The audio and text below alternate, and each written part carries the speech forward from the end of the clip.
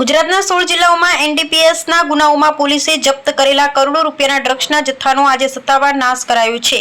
સામખિયાળી અને ભચાઉ નજીક લાકડિયા ખાતે આવેલી સૌરાષ્ટ્ર એન્વાયરમેન્ટ ગ્રીન કંપનીમાં સરહદી રેન્જ આઈજી ચિરાગ કોરડિયા અને પૂર્વ કચ્છ પોલીસ અધિક્ષક એસપી સાગર બાગમાર, પશ્ચિમ કચ્છના પોલીસ અધિક્ષક એસપી વિકાસ હુંડા સહિતના ઉચ્ચ પોલીસ અધિકારીઓની પ્રત્યક્ષ ઉપસ્થિતિમાં આ કામગીરી હાથ ધરાઈ હતી. ડ્રગ ડિસ્પોઝલ કમિટી દ્વારા અલગ અલગ જિલ્લાઓમાંથી એકત્ર કરાયેલ અંદાજે 15,000 કિલો નશીલા પદાર્થ, જેનો આંતરરાષ્ટ્રીય બજારમાં કિંમત આશરે 103 કરોડ રૂપિયા થાય છે, તેનો વૈજ્ઞાનિક પદ્ધતિથી સંપૂર્ણ નાશ કરવામાં આવ્યો હતો. કચ્છના લાકડિયામાં 16 જિલ્લાઓના એનડીપીએસ કેસનો જપ્ત મુદ્દામાલ નષ્ટ કરાયો.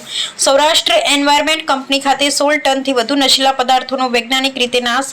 ડેપ્યુટી સીએમ હર્ષ સંઘવીએ લીલી ઝંડી આપ્યા બાદ કાર્યવાહી શરૂ કરાઈ. પોલીસના ઉચ્ચ અધિકારીઓની હાજરીમાં સમગ્ર પ્રક્રિયા પૂર્ણ કરાઈ.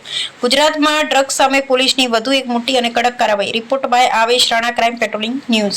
एनवायरमेंट कंपनी के यहाँ गुजरात के 16 जिलों का जो ड्रग्स में पकड़ा हुआ मुद्दामाल था, जो पुलिस ने पकड़ा था, उस मुद्दामाल के निकाल का आयोजन किया गया.